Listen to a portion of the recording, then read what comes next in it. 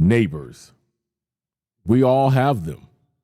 Some of us have neighbors that we've lived next to for a lot of years. But what happens when you move into a new neighborhood and you get new neighbors that at first you get along, but then something changes and it becomes deadly? Join me as I examine the case of the murder of Kenneth Cantrell on this episode of True Crime, Authors, and Extraordinary People.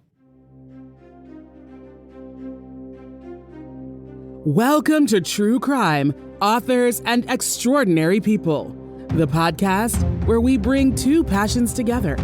The show that gives new meaning to the old adage, truth is stranger than fiction, and reminding you that there is an extraordinary person in all of us. Here is your host, David McClam. What's going on, everybody, and welcome to another episode of True Crime, Authors, and Extraordinary People. Of course, I'm your man, David McClam. Hey, if you guys haven't already, make sure you're following us on all of our social medias. One link to a link tree will get you every link you need to have pertaining to the show. All right, so a couple things to take care of before we dive into today's case. As you can see, this is being dropped on a different day. So Thursday now will be the day that True Crime Authors and Extraordinary People will drop to you. All right, if you guys haven't already, I hope you have been checking out the show Murder in the 21st. As of this recording, they are about 3 episodes in. This show is amazing because it actually showcases us, the true crime podcasters. So every episode that you see, you're going to learn something new about a new true crime podcast that is out there. They take some of their interviews that they've done with people surrounding that particular case, and it's fascinating. Don't forget, on November 10th, my very own LaDonna Humphrey will be on that show representing our new podcast, Extinguished, and you can see her interview Melissa Ponder, who is the widow of Scott Ponder of the Superbike murders. All right, so let's jump into today's case. This is a case that I feel like a lot of people haven't heard of if you have never watched the show Fear Thy Neighbor that airs on Investigation Discovery. These are the type of cases I like to try to bring to you guys because, remember, I do true crime for the cases that no one knows and the ones that we should never forget. So today, we're going to talk about the murder of Kenneth Cantrell. As you guys know, I have had my own personal dispute with one of my neighbors, and I refused to continue to help him because he became violent. Some of these feuds ends up in death, and I'm the first one to tell you that the authorities don't care about it. When I went down to the courthouse to even think about pressing a restraining order, what the judge had put back on that paper would have infuriated the situation even more because the courts don't care. And one of the things the judge wrote was, these two are neighbors is insignificant. He ordered no kind of protections. So to somebody that's already violent, that already wants to hurt somebody, that already feels like that they're already above the law, when you have the law saying, we ain't gonna do anything about it, come to a hearing in a month, what do you think happens from there? Well, this case, the murder of Kenneth Cantrell, is all around a neighbor dispute. There is no Wikipedia for this case. I am piecing this together from my knowledge of watching the show, which that episode was called Desperate House Knives on Fear Thy Neighbor, as well as some articles. The article that I'm going to use today for you guys comes from the Cinemaholic, and it is entitled Kenneth Cantrell Murder, Where Are Gillian and Kennedy and Tasha Cantrell Now? Let's dive in to what happened. Kenneth Eugene Rooster Cantrell Sr. was born in May of 1965. Kenneth worked in construction and was married to Tasha Cantrell. She was a stay-at-home mom who had her hands full with their 3 kids, Nate, Zach, and Troy. They decided to move to a nice neighborhood in Pegram because of the schools in the vicinity. A new phase of their life started off pretty well, but as time progressed, things took a fatal turn. So on May 21st, 2004, Kenneth got into an altercation with a neighbor that resulted in gunshots being fired. Kenneth was shot in the chest with a 12-gauge shotgun. Amidst the chaos, the gunshot wounds were too serious for him to survive. All Tasha could do was look on, but this altercation was a result of months of arguments and conflicts with their neighbors that sadly escalated to someone being killed. I want you guys as the listeners to understand that the Cantrells did everything that they were supposed to do, like I did. They had called the police several times. They tried to squash the issue several times, but nothing ever happened. The Cantrells family's next door neighbors were the Kennedys. Chris and Gillian, who had already been living there when the Cantrells moved in. Both families got along well initially, given that Chris and Gillian also had 3 sons of their own. The kids played together while Gillian, who was also a stay-at-home mom, spent time with Tasha, but things started to deteriorate very quickly. There was a lot of back and forth between them regarding the kids playing on the street and a myriad of other things.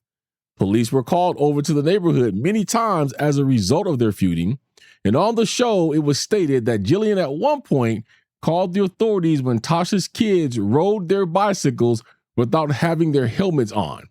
The Kennedys claimed that the neighbors taunted them, vandalized their property, and shot BB guns at them. And Chris later said, "I felt like putting a helmet on and grabbing me a shield and running to my truck every morning." So you have to understand that Kenneth was being harassed every morning he went out to his truck. And this was all over the Kennedys, mainly Gillian, not liking the kids playing.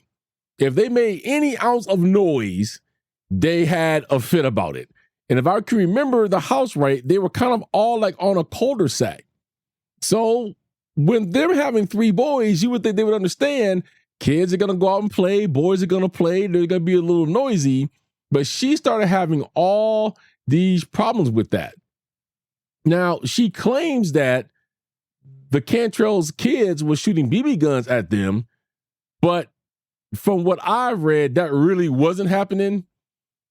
And they were doing everything they could not to antagonize Gillian at all.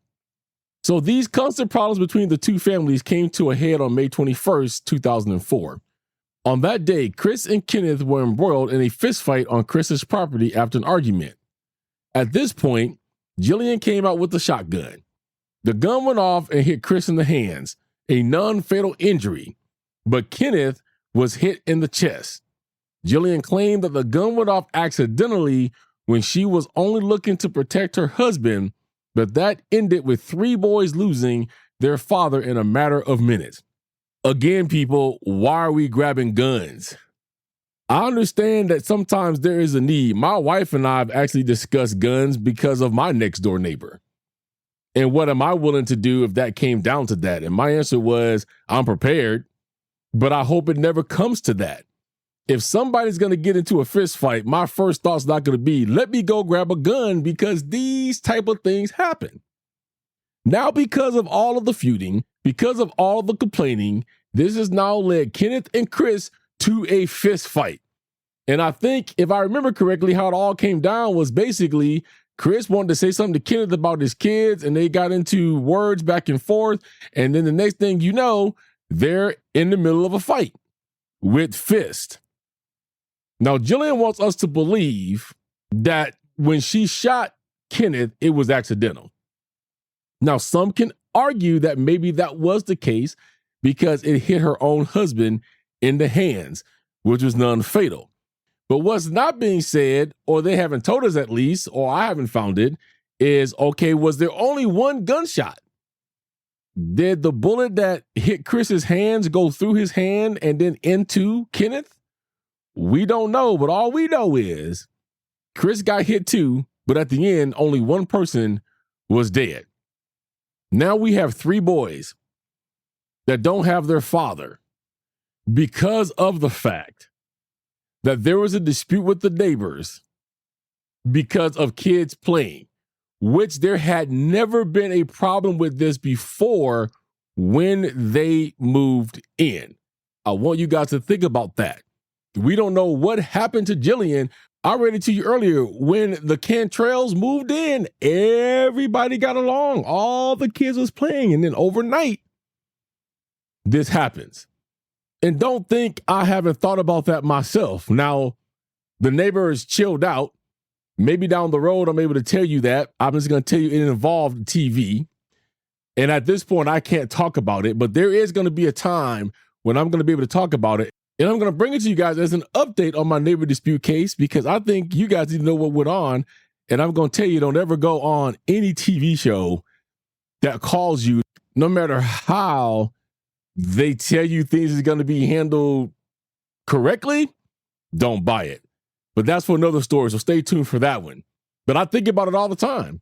What if I do got to take him out because of his own ignorance? Remember, I'm not the one being violent. I got videos to prove that. I've never raised my hand, my voice, never threatened anybody, didn't do anything. You're coming at me now. So now, even though I don't live in the stand your ground state, I do live in the state like you guys do that says self-defense. And with all the evidence that I have, if I was to pull a gun and shoot him directly in his chest as he's coming at me, I think I'll walk. Because after months and months of him threatening me and cussing me and trying to intimidate me, even now, he still tries to stare me down and my wife down, and his wife has things to say. That stuff boils over, and it ends up in these situations. And that's the first thing that I said, because they said, you can answer back to the judge in writing. And I said, have you not ever heard of the show Fear Thy Neighbor? These things are not fake. These are real cases, real people that's dead because of neighborly disputes. So what happened to Gillian now? So she was charged with second-degree murder and 12 counts of aggravated assault. And if she were to be found guilty, she faced 15 to 60 years for the murder charge and 2 to 15 years for assault. But her trial resulted in a hung jury, which meant that she was not sent to prison. Gillian believes she did the right thing that day. She said, I took the gun out there to scare him, to just leave us alone, you know. Well, what have we done so much that you hate us? On the show, it was stated that the Kennedys moved out of the neighborhood after the trial, and there is not a lot of information available regarding her current whereabouts. Well, here's my question. You took the gun out to scare him. Every gun has a thing called a safety. I was going to say maybe the gun should not have been loaded, but I will say that you don't never know what kind of things is going to come your way if you're going to pull out a gun. When I was taking gun training and I was in the Boy Scouts, the first thing they always said is don't ever pull a gun unless you are prepared to use it. So what happened to the safety?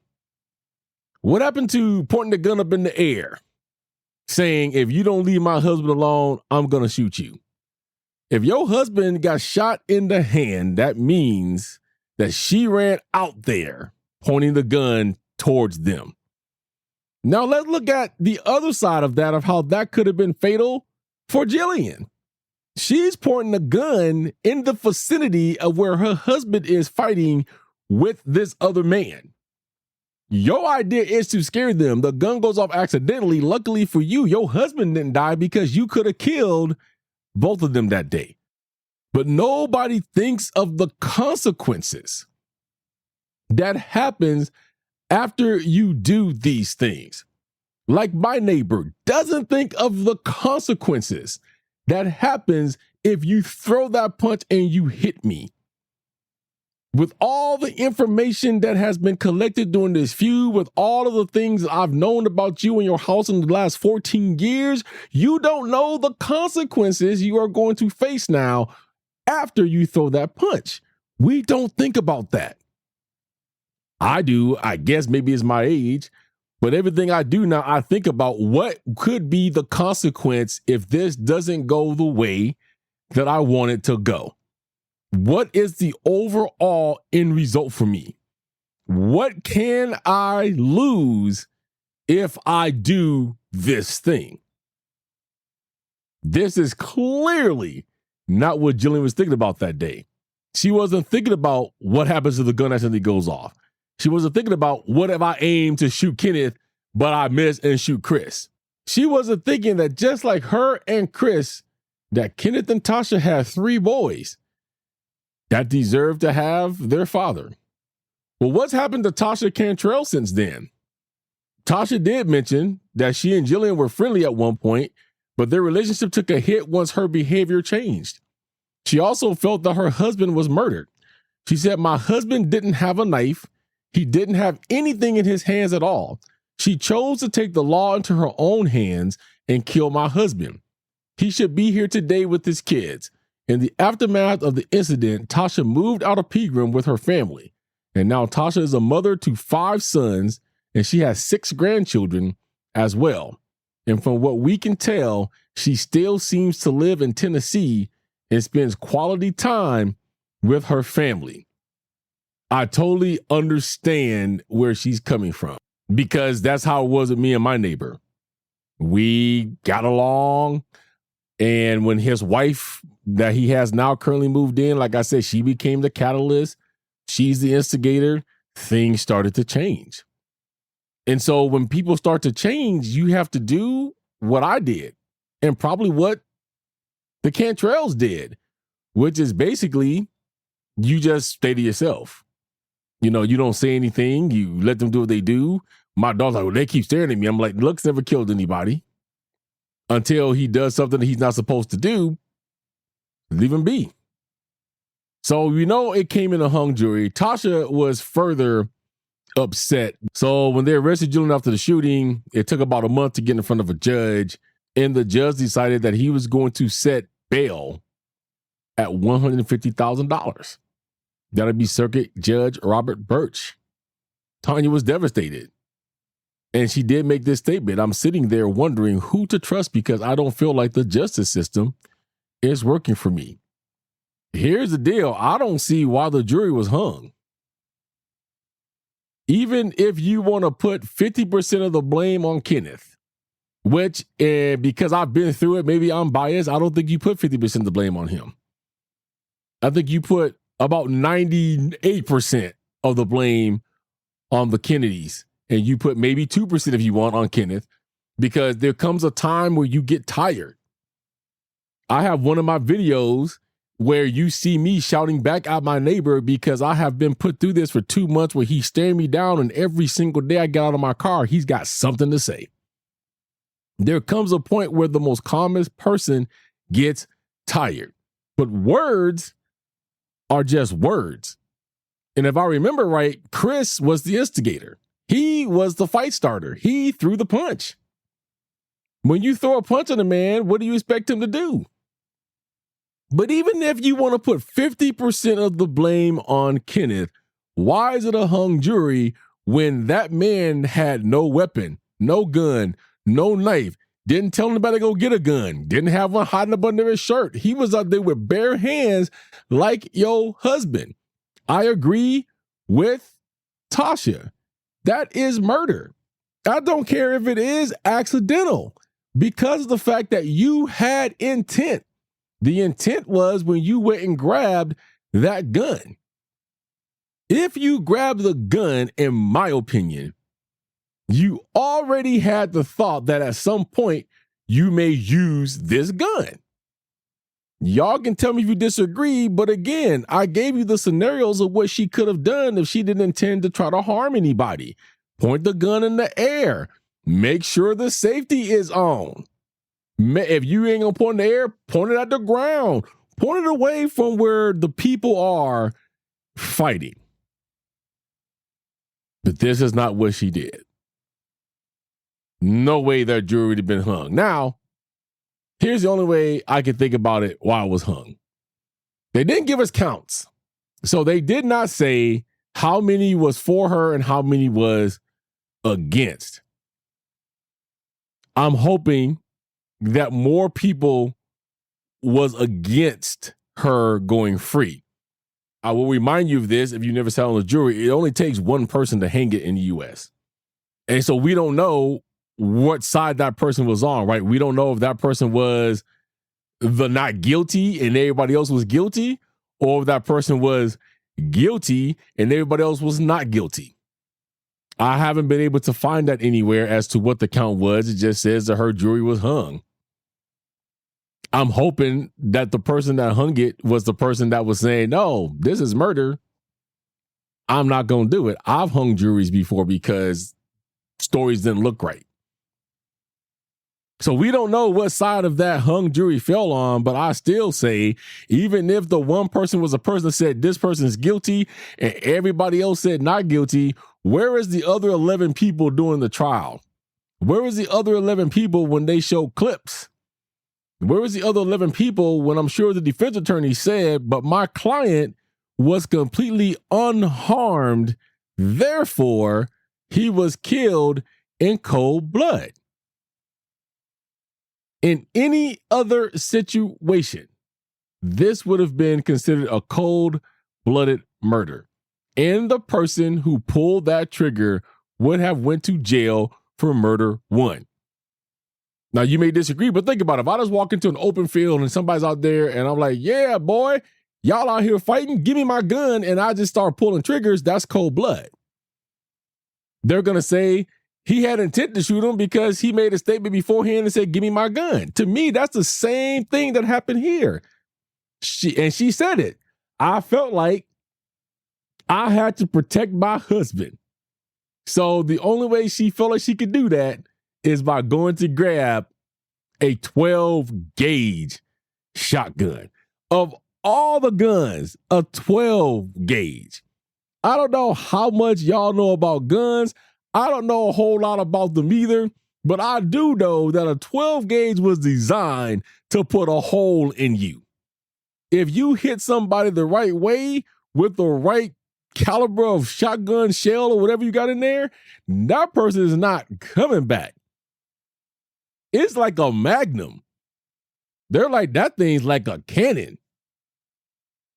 So am I looking at it from a jury's perspective? I'm like, so you grabbed a shotgun. You couldn't grab a knife and wave it. Did you have another gun in the house that was smaller than the shotgun? If you coming out with a shotgun and you have an option between a shotgun and a pistol and you chose a shotgun, you came to do some damage that day. Now, here's a question to think about. And the reason I'm asking this, you should go and watch the show because it was really close to the real thing. Here's the question. If Chris had gotten away from Kenneth in the middle of that fight, would she still have shot Kenneth? Now you have a clear shot at him. Chris is not in the way. And the way that it was made to look, at least on TV, was that she did actually pull the trigger when she thought that Chris could not be hit. When she thought that Chris had spun Kenneth around just enough for her to get that shot off. If the answer is yeah, you think she still would have shot him, she should be in jail for murder. And I do think that she still would have shot him because the rage had went on for so long. Everybody had already boiled over it. This was the final straw.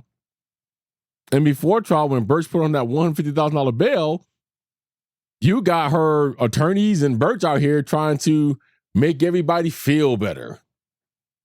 You know, by saying things like they have every assurance in the justice system. And that if she even was to threaten someone, she would go back to jail immediately and her bail would be revoked. People was enraged that her bail was so low. Man, usually if you murder somebody, that's automatically $1 million. And I agree with what she said. This woman named Bree Love said those assurances are not quite enough for her.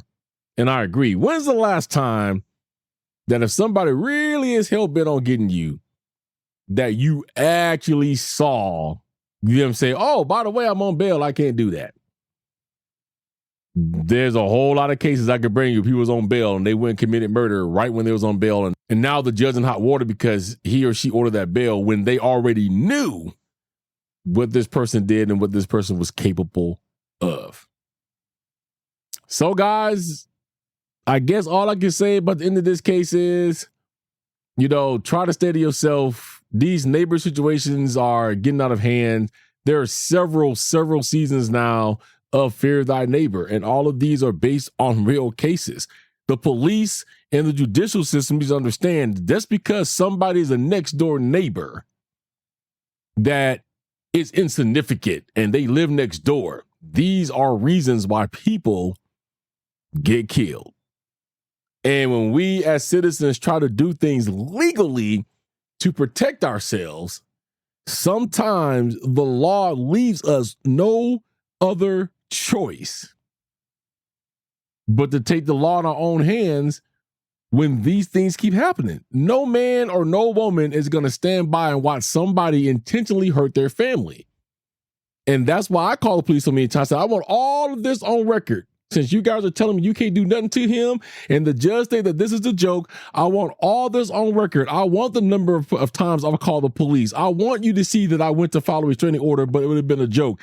So if anything happens where I got to get physically violent and take this guy out, or he takes me out and my wife goes to sue you, I want all these calls to show up because I tried to do everything legally possible that I could, and you guys laughed in my face. All right, guys, I hope you took away something from this one. I hope nobody out there is in a neighbor dispute. But if you are, remember, grabbing a gun should be your last resort. Try to do everything you can legally first. And I know sometimes that's hard, but I think sometimes we can solve some of these things without it turning 100% violent. Also, I'll keep reminding you, keep in mind, please tune in to Murder on the 21st. Let me know what you think about the show. November 10th, I'll remind you again, close to that date, we will be on that show. Extinguish has dropped. We dropped Extinguish October 15th. You can find a link to that show down below. It is an excellent show, I think, not just because I do it. LaDonna Humphrey makes this more excellent than I could ever, but we're doing long form cases over there. So we get to take one case per month, take our time and tell you all the ins and out of the case. So if you have not heard the Superbike murders, you need to go to Extinguish, listen to me and LaDonna break that down for you over that 4 weeks. So over the whole entire month of October, which we still have a couple to go. But I hope you guys will tune in over there. All right, so that about does it for us today. I'm glad that you guys decided to join me here. I know you have many options in true crime and interview podcasts, and I am just grateful that I have been one of those for a little over the last year. Be sure to check out the other shows I'm associated with, Deep Dark Secrets, which is hosted by LaDonna Humphrey and Amy Smith, and also Extinguish with LaDonna Humphrey and myself. We call this the Ring of True Crime in our little network. I hope you guys will tune in and check those out. All right, I hope you're being safe, being good to yourself and to each other, and always remember, always stay humble. An act of kindness can make someone's day.